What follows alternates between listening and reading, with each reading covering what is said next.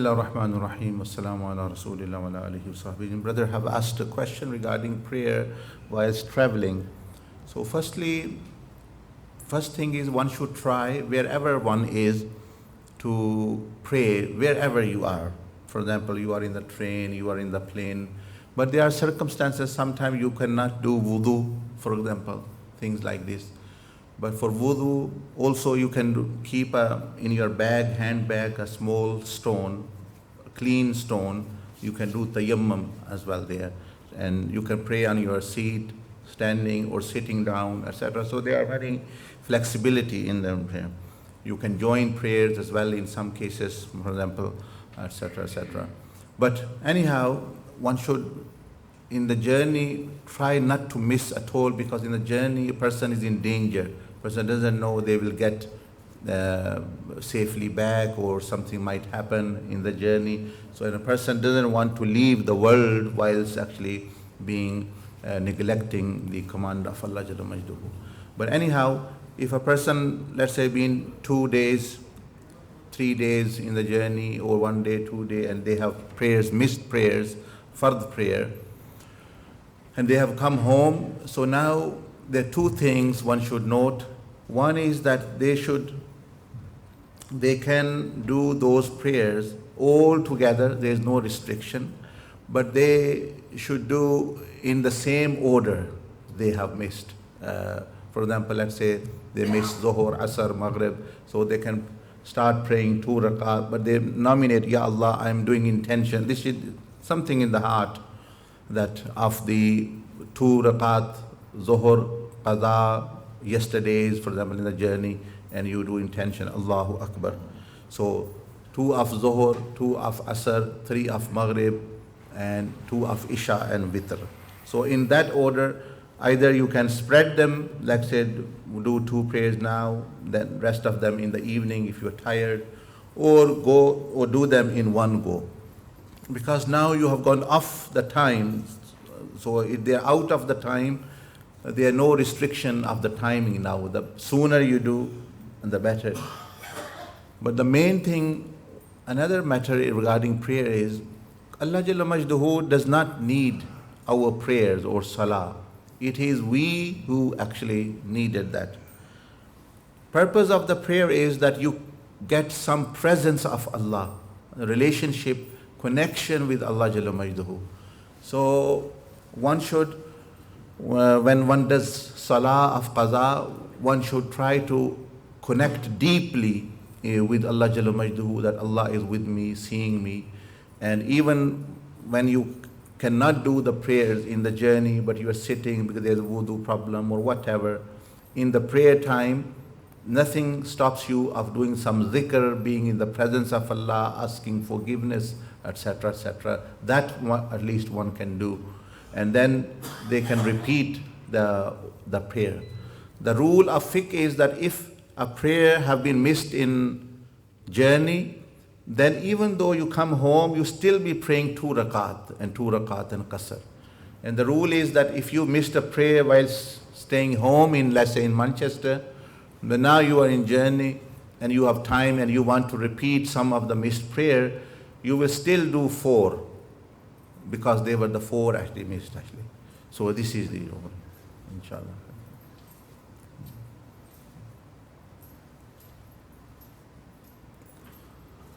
Astaghfirullah, astaghfirullah. Anybody else want to ask anything relating to the khutbah? Yes, this brother, mashallah.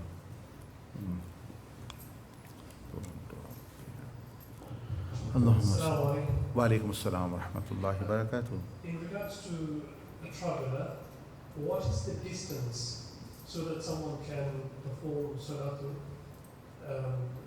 stuff? Right, okay. Right. The distance in the hadith actually comes, there's different variations, but in those times, 3 days of traveling, which was like a 3-day travel in Fiqh al-Hanfi, like how much. So the ulama have then estimated that how much distance a person will cover in actually 3 days. In those times or in ancient times, how did people travel? They would travel Fajr till Zohor, and then they will rest. So according to the Fiqh Hanfi, the majority of the people which follow Imam Abu Hanifa, it is approximately 54 miles, 54 miles actually this. But according, if you are following a different fiqh like Imam Ahmad ibn Hanbal or Imam Shafi'i, and then they have a different actually. But I'm mentioning to you from this point of view, that 3 days travel. So once you make, let's say you live in Eccles and you want to travel and it is more than 54 miles. So as soon as you go out the boundary of Eccles, then your qasr meaning starts. Yes. I actually work for airlines as a cabin crew, so I have to be away from home every week. Right. The minimum I can go for 3 days. Right. So is that condition applied to me, or am I going to be doing 2 further instead of 4, or am I going to do namaz? Yes, you will be doing 2 actually for because you are classed as a traveler because you are going far away in the plane actually. So let's say it doesn't matter 2, 3 days up to 2 weeks. If you're less than 2 weeks, you still do actually the qasr. Yeah. So the maximum you do is 3, 5 days, something like this. What normally I do, obviously when I'm away from home, so I do 2 further instead of 4. But is there any restriction if I do sunnah? Because sunnah, for example, Fajr 2 sunnah 2 first. Okay. If I do fully 2 sunnah 2 first. You see, this Salah of qasr is mercy of Allah Jalla Majduh, that my servant is traveling, he is not in normal routine, his routine has changed, his food has changed. So Allah Azza wa Jal is creating ease for the servant that he can do. Because sometimes people become lazy if they know they have to pray 12 rakat Zohar or 15, 17 rakat Isha. But if they have this in mind, I'm only going to pray 2 rakat, it motivates them, it becomes easy. So the primary, you may say, purpose is to create ease for the servant. Now, for voluntary worship, that's up to between the servant and Allah subhanahu wa ta'ala. If he wants to do nawafil, if he wants to do sunnah, that's up to him, his personal choice. But there is no restriction from Sharia point of view, only 2 fard actually are there. Yes. So you can by all means do sunnah, nawafil, tahajjud, etc. That is completely up to you. It's voluntary, like here we do actually. But there is no obligation from the Sharia as well.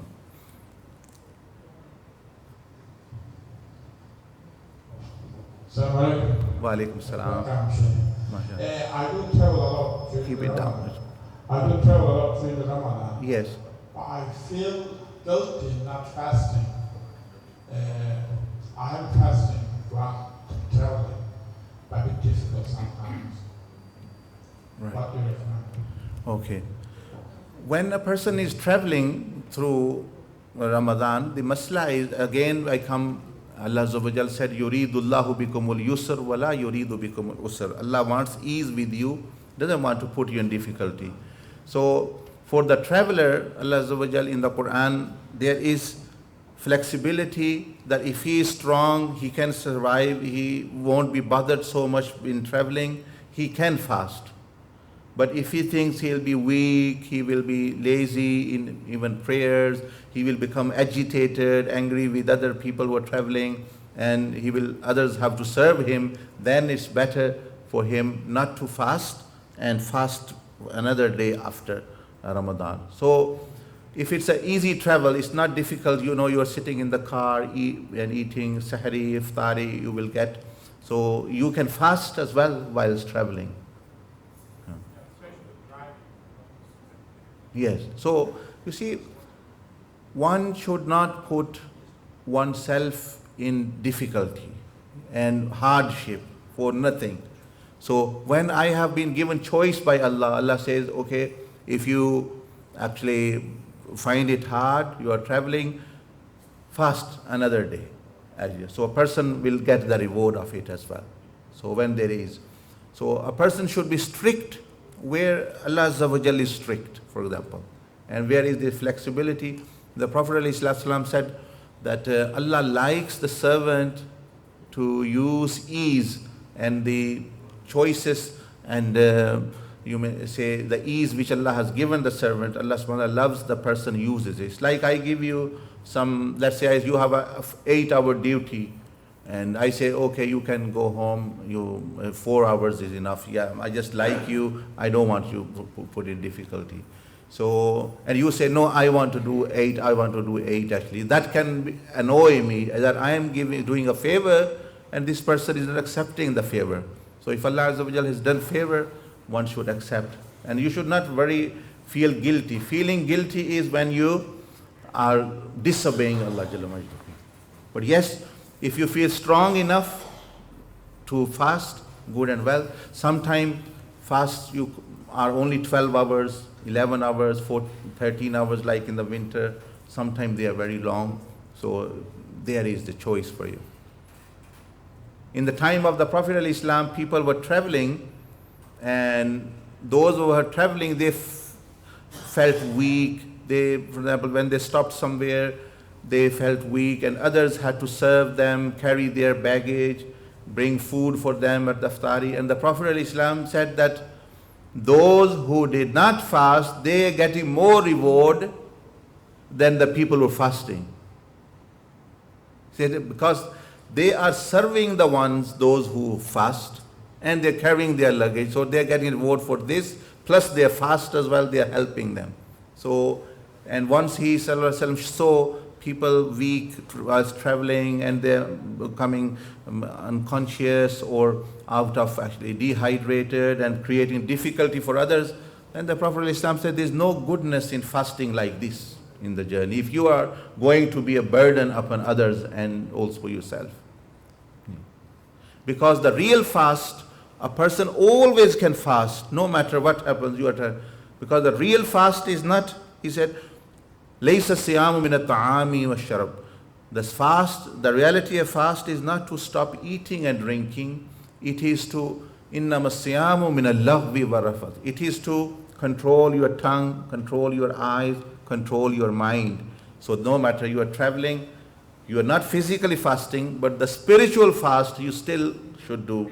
Don't harm anyone, benefit everyone, do some zikr, control your organs from your hands, from your feet, no one is harmed. This type of fast, as ill person, sick person, traveler, this is the important and necessary part of it. This always you can fast. The other one, actually, sometime Allah subhanahu wa ta'ala like says, for the traveler, he can fast later. But he would never say, okay, this day you can sin, for example. So there's no actually compensation for that as such. So one should have in the mind, yes, it's Ramadan, although I am traveling, but I should be more conscious of Allah Jalla Majduhu. I should be more conscious of my tongue, my dealing with people, my akhlaq with people, my actually these things. So this is the reality of fast. MashaAllah. Assalamu alaikum. So I just want to, if you can recap what you see in the 1 minute Jumu'ah.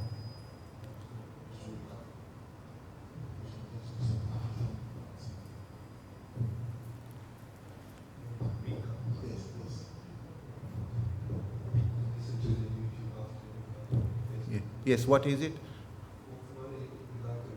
Yes, recap is very easy. Allah subhanahu wa ta'ala says, Asa an tukrihu shay'an wa huwa khairul lakum. It may be that you dislike something for yourself, a situation, whatever, and there will be goodness for you in there.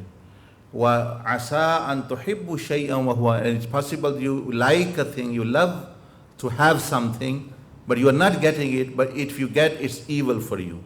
So Allah saying, Wallahu ya'lamu wa antum la ta'lamun, meaning that you do your lawful effort. After whatever the result is, be happy with that, that's better for you. Don't actually be sad, oh why I didn't get this, why, because you never know if you got that, what would happen to you.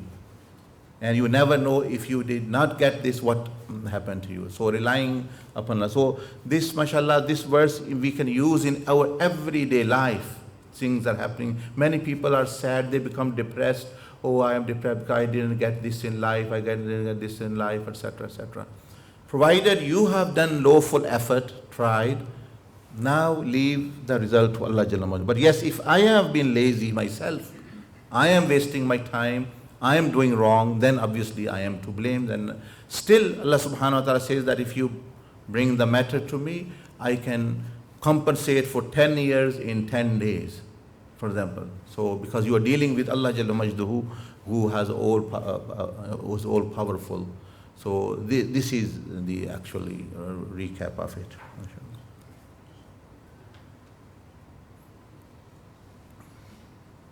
So let's say, for example, a person proposed, he wanted to marry this girl. He proposed and she didn't accept, or her family didn't accept. Now you should know there is goodness for you in there, if you haven't. Don't be feeling sad, depressed, oh, I didn't get this, I didn't get this job. And second thing I said, that linking dots, that all events are like dots. Once you will see the full line, you will see goodness wherever. If you see them separately, you can't understand the wisdom, why things are happening to you. For example, there is a story in the Quran, Sayyidina Musa and Khidr, alayhim salam, that Sayyidina Khidr, he actually damaged the boat of the two young boys who were doing using it as a taxi for and earning money. He damaged the boat. He made it defective. Now Musa alayhi salam also thought, oh, why you are damaging this boat? The boys were also very angry, this elderly person is doing this harm. But soon after some days, the king ordered that all boats should be confiscated. But leave the damaged one, we don't need them. So everyone's boat was taken and their boat, so they were making a lot of money. They couldn't make in 1 year what they made in 1 month. At that time, they would understand what was the wisdom. So, as I gave you example of Steve Jobs, the co-founder, the maker of the Apple, he died. But he mentioned that even in business, even in other, that this, I believe in this theory, he said, and this is how things happen. One should not be disheartened. There, one thing. So he failed himself. One company expelled him. He applied for job. They didn't get job. He was failure. He tried to make a phone that was unsuccessful. The business went worse. And finally, he said, where I am now, because if I link all those dots, that's how I'm successful.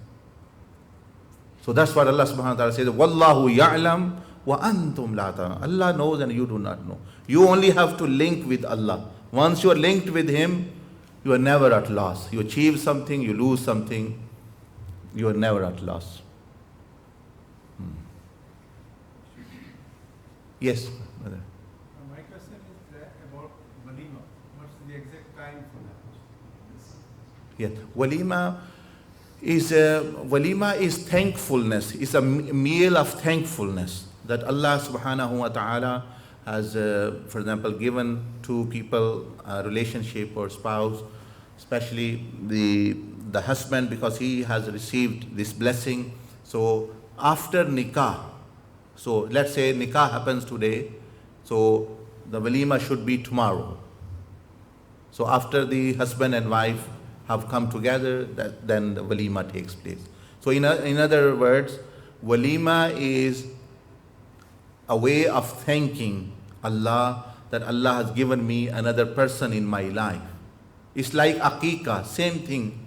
That Allah has given me a son and I am come for aqiqah. And if someone invites you, come for aqiqah, I with the invitation. Oh, what has Allah given you? Well, my wife is expecting yet,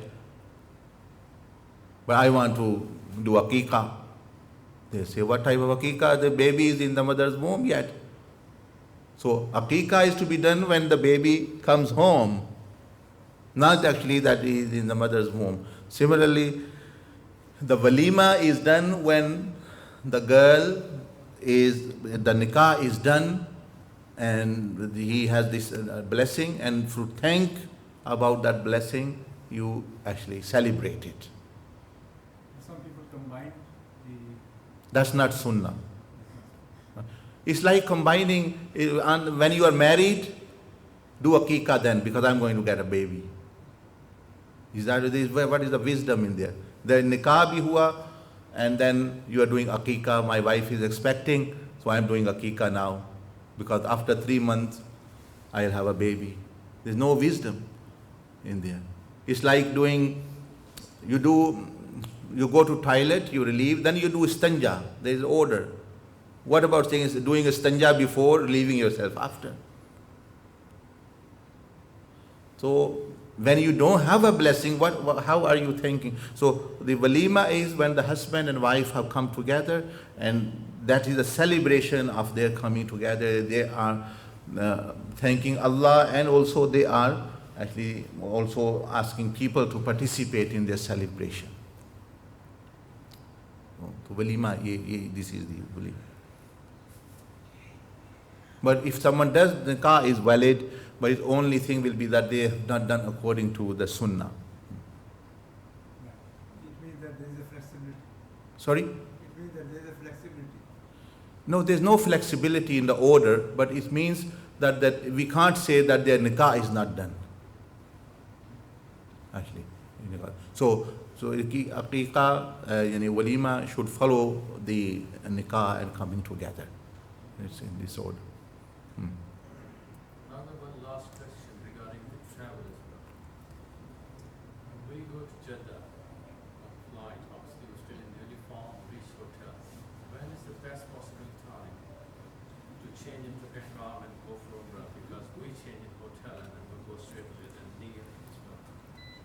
Actually, those people who go to Jeddah, they inform you beforehand. Even the airplane announces that this is the time to change ihram. But we're still on duty, we're still in uniform, and then we reach hotel. Yes. We obviously fresh up and do